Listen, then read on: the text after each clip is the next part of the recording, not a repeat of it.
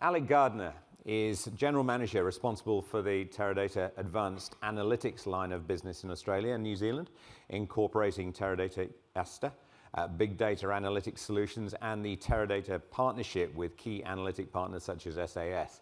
Now, in his capacity, Alec heads an expert team of data scientists and business analysts. He's a well-respected business analytic thought leader and spokesperson for Teradata in the ANZ marketplace, and is driven in his quest to ensure organizations are able to see value and drive change from the data that they capture. Alec Gardner, ladies and gentlemen, please make him welcome. Thank you, James, and thank you also to Michael for such a great setup. The great thing that Michael mentioned there was when he talked about innovation, and I'll be talking about some of the customers that we have in that space and what they're doing. He also talked about test and learn. So as you invest in innovation, so too you need to understand the effect that that innovation is having. And the conversation about return of apparel is really interesting, because if you can see that people are buying multiple products, and actually they're pretty much the same thing, so they're less likely to come into the store because they've bought what they think is the right thing and a couple of backup goods, then you can see that and you can start to manage their behavior. So I'm going to talk about the driver behind the invigorated focus on business analytics. I'll talk through the typical themes and some of the analytics our customers have performed and the value they've seen for them. Then I'll discuss the key methods, processes, and architecture that are commonly deployed to make some of those advancements far easier to embark on the path to insight, and most importantly, far quicker. If that doesn't float your boat, well, I've got a little test, a little brain teaser for you to keep you occupied. But over the past day, I'm sure that, and through the rest of the day, it's been well presented that customers are changing the way they engage through new channels in which they do so. They're more demanding. It's also more digitized and more online, from online shopping through to apps. And one of the significant differences, and it started to get covered there in Michael's presentation, does anyone know why it's really tough? And the question was there about identification through the web. One of the toughest challenges of identification through the web. Where do most of you do your online browsing and shopping? I would conject it's during the week at work. During the week. Of course, no, of course not. But I'm pleased to see none of you were, that upfront to state it. But the fact is that means that you're actually on a work PC. Even if you bring your own device, you're sharing an IP address. You're very, very hard to identify. So the drive for apps. So and I'm sure at home you share a PC amongst the family, and those of you with older children in particular, there'll be a mix of the type of browsing that goes on even at home. Who shares their mobile device with other people? Almost nobody. So the mobile brings a level of identification, particularly through apps, that the more you are able to provide information through those apps, the more you can understand the behavior and start to get to this this detail level and this holy grail of insight through data, because that will feed you back a significant amount of data. And it keeps growing. More conversations are recorded, either because they're delivered online, and we're seeing a real growth in online live chat in particular. We're able to source opinions and views from commentary sites, or knowledge sites and information sharing sites such as recipes and things like that. We're able to transcribe call center conversations and actually take those new events and bring them as points for analyses. It generates a data challenge, but it also generates an enormous opportunity to go from inferring, which we do a lot through anonymous data, to actually knowing and understanding behavior. One of our major local clients, one of the banks, Westpac, has a program called Know Me, which I think the name, it's part of the bank's transformation. I think the name is wonderfully indicative of how we as consumers now also expect that the organizations we engage with actually deliver as a differentiated service. And competing on that differentiated service is very important. One customer that's particularly good at that at the moment is 7-Eleven. The challenge with 7-Eleven is you're at the extreme of convenience. The average engagement is about 2 minutes. So how do you create an experience and understand that experience through such a short window? My slides will be available at the end, by the way, in case people start taking photographs. You shouldn't need to do that. I'm a terrible one for that, and I create a load of data as a result of doing it. So they actually created an app. They created an app, they started doing offers through it, they started getting opinions, they started putting gamification through it to get people to engage. And of course, in an app, you now suddenly understand a lot more about the client. And then if they even go the next step of putting the transaction through that app as well, you've got both the behavior, the drivers, and the transaction as well. So it does create a data challenge. But as Bernard Schmidt defines for marketers, in marketers everywhere, customer experience, which is the sum total of interactions each consumer has over the lifetime of his or her relationship with the brand, is the place where you now compete. Competing on customer experience and customer service delivery, it's exactly the same across almost every industry that we engage with. I was with the government last week, and whilst it's not a competitive thing, it's a direct mandate for service delivery. So it's an interesting data challenge. It begins with the data, but we're drowning in data. 18% of marketers have a single view of a customer across those multiple channels, and we're creating more channels, we're innovating new applications, and we're making the problem harder and harder, potentially. And less than 10% of marketers use that data in a systematic way. So, who better to get than the flying unicorn that is a data scientist? As it was mentioned, James said, I do run a team of data scientists. I have some brilliant minds working for me. And did you know that data science was the sexiest job of the 21st century? I'm sure you've heard that before. So we all want to be a data scientist. Here's your math test. One of the things James didn't say, because I thought you were going to through my whole bio, it's a bit embarrassing. I used to be a maths teacher, so here we go, okay? Could you be a data scientist? Do you think differently about maths? So, you may have seen this one before. I apologize if you have. If you haven't, don't share your answer. Suppose you're on a game show and you're given a choice of 3 doors. Behind one door is a car, behind the other's goats. I'm going to assume that most of you want the car, but some of you probably do sell goat. Any supermarket retailers here that might have goat in their range? You probably still prefer the car, but you could actually use a goat maybe, I suppose. So you pick a door. You've got a chance of winning, a probability of winning, I'm sure. So the host, who knows what's behind the door, opens another door which has got a goat. He then says to you, game show, do you want to switch? So the question I'll come back to at the end if I get the time, and I'm going to rush through so that I do. What would you do, and does it matter? Think about that, okay, and we'll come back. Back to the data. With these interactions comes new and often messy data sources, but you need to be able to turn them into some kind of insight. And these are kind of the analyses that we're seeing a lot of. Top left-hand side, traffic through a process, traffic through a new delivery mechanism or the flow of items through the supply chain. Bottom left-hand corner, the journey that a client takes across multiple channels to come to an outcome. So how can you see that longitudinal analysis? On the top right-hand side, that will be an affinity graph that many of you will have seen in Market Basket, but how about being able to apply that now with a customer lens first and foremost? The people like you, recommendation engines and the like, and applying them both with people's behavior and the products and services that you deliver. You have to be careful with those data points, though, and those graphs, because as attractive as they are, they can also be misleading. So you need people, and I'll come to this later, you need people who can explain what it's showing to you, and they need to have the business knowledge that will help you make changes. So people are prepared. My colleague Jeff Andrews shared this yesterday. People are prepared to share their information on the right-hand side, but by the same token, they're nervous about it. So this is where the fine line of really differentiating and being successful with customer experience comes to the fore. And in Australia, Deloitte did a survey a couple of years ago. In Australia, we are incredibly mature relatively in our understanding that we provide data and we should get something in return. So it's not really a dichotomy, it's not really a problem, as long as you provide that differentiated experience.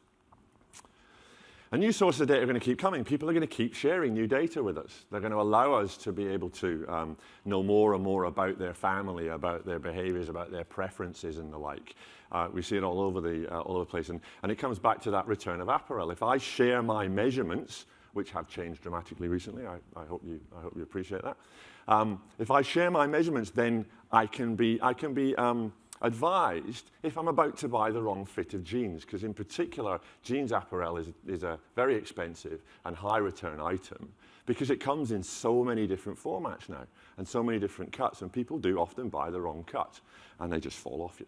So understanding that sharing that type of information, which when I shop online can help me buy the right product, is something I'm going to appreciate. And we see a lot more information being willingly shared, provided the service. But the song remains the same. You want data, you want insight, and you need to go and do something about it. So now I'm going to go into some of the analytics that our customers undertake. And I'll skip through them because they follow some themes, but I'll put up the slides which explain a little bit more detail, but I'll talk through the themes.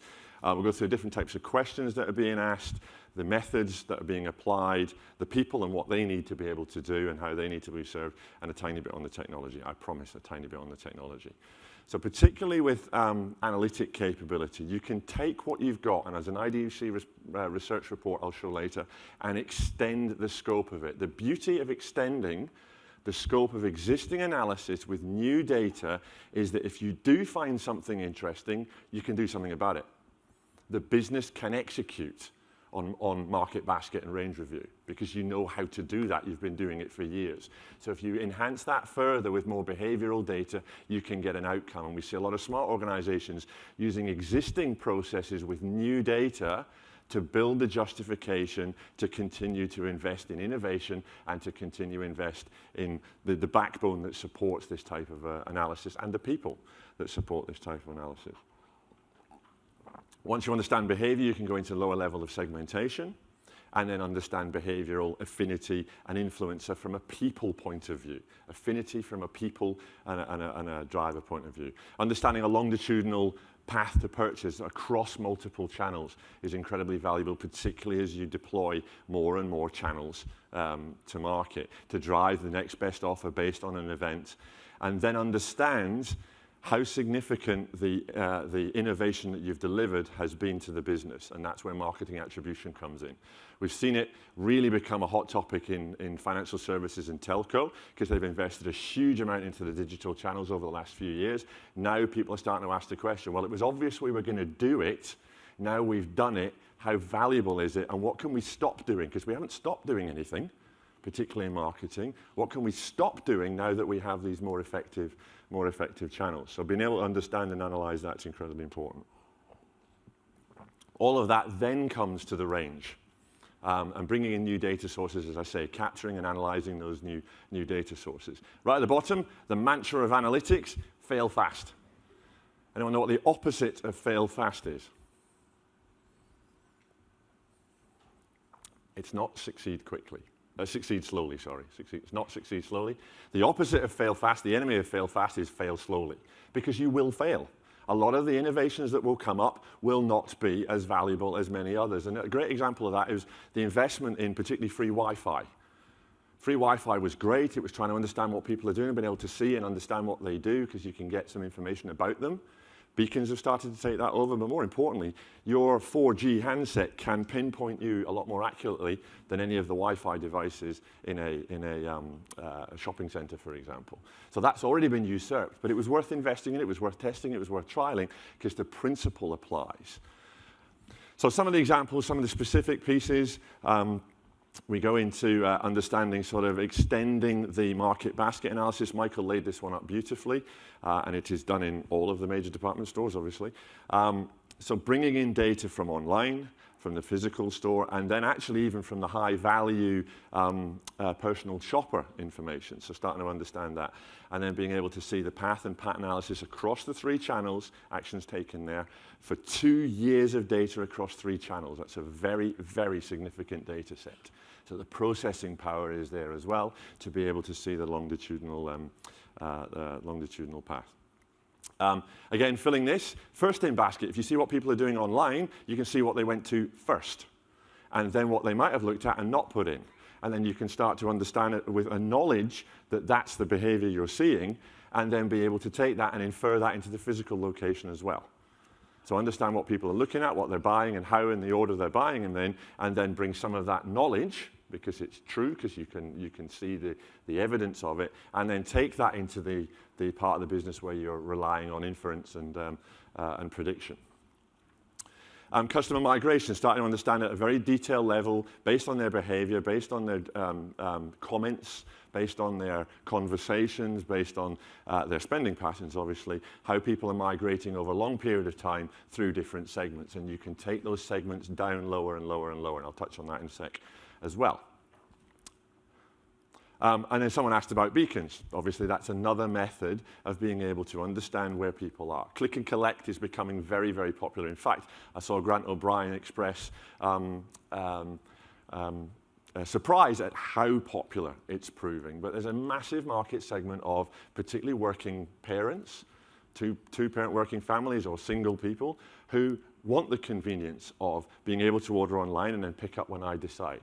Obviously, the other driver of that is better on time and better information about the time of delivery. So both innovations are happening at the same time. But as I turn up at a store and having clicked and I'm now coming to collect, welcome me. Give me advice on where to go. We're seeing quite a lot of that, as you know. And then I mentioned marketing attribution, which is really important as you start to go and spend more and more in these new channels and innovate more and more. What is having the impact, and how do you apply the statistical methods across all of the channels and across a longer period of time to really understand what had the impact on the client? And then quickly, when you understand behavior, you can see good behavior, which you want to continue to drive, and you naturally see other types of behavior as well. Most of the projects we do are driven by marketing and driven by customer. But almost in every case, the good guy that falls out is some fraud, because we start to understand and see fraudulent behavior as well. And you can then bring in other data. As I said, that was the last on these sort of lists. So looking at social media, and I don't necessarily mean a heavy reliance on Facebook and Twitter. You can do very little about Facebook, because people don't really want to engage with brands on Facebook, but certainly you can gather information, and even more so from opinion sites and recipe sites, et cetera, et cetera. There's a lot of those sort of coming up. You can scrape and get data from there and start to understand opinion. The quicker you do that, the quicker you can understand whether another launch or promotion is working or not and do something about it. And you can cluster types of opinion automatically based on analytics. So if you have a reference complaint, you can then apply that reference to all of the other complaints you have and remove the manual process from scanning a huge amount of opinion.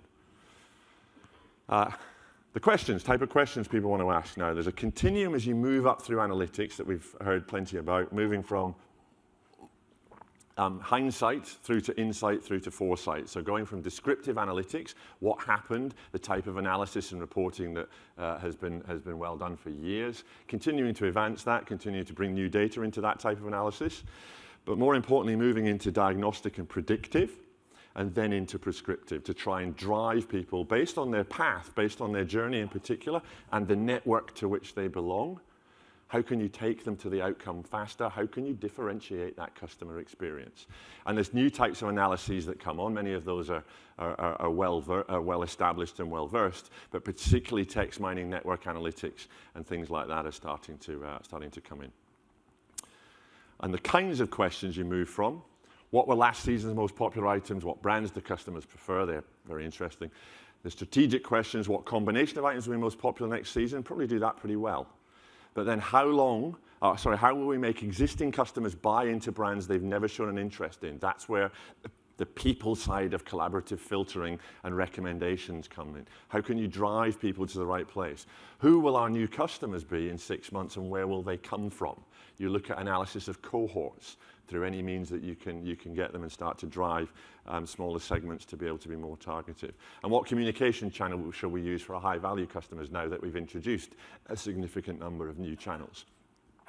The method, you've got to do it quickly. If I could just leave it like that and walk off the stage, that would be pretty good. But the old version of business intelligence is you went out with a question and you went to someone and you said, I'd like to do some analysis, please. You go to IT, knock on the door and say, hello, I'd like to do some analysis. What kind of analysis would you like to do? Explain exactly what I want to do. Well, what data do you need for that? What data have you got? Pretty much got everything, actually. Can I have that? No. Or, yes, if you wait 3 years and give me $10 million. Neither of those are good. So that's the process of defining it and going through it. Now, you still need to do that. If you're going to run your business on the outcome, you still need to have a disciplined procedure once you've decided that something's interesting and worth executing on. Don't get me wrong. There's still a significant amount of structured analysis and provisioning of data. But as new data comes on, as you go in, as you innovate, as you create new digital channels and get the data from them, land the data and let the right people get their hands on it quickly and understand if it's adding value by putting it next to a lot of the reference data that we have, a lot of the transactional data. Bring the behavioral piece together. So get on with it. Increased agility, and you'll have heard the term before, I'm sure, sandpits, sandboxes. They exist in the analysis frameworks that you have, so they need to become sharper and they need to become better managed.